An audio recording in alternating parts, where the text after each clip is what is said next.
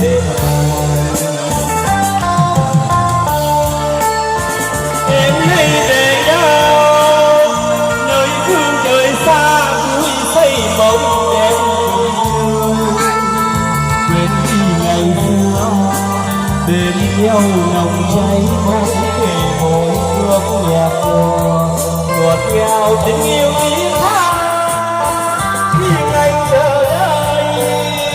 lang thang ngày đêm trên khắp đèo cuộc như mây mù thơ trôi theo ngày tháng ôm niềm đau thương thế ai mơ mãi tình xa chiều tê thật tê buồn nhớ nhạt tiếng trong mưa thầm nhớ chuyện ngày qua thương xưa tình cũ đắp nào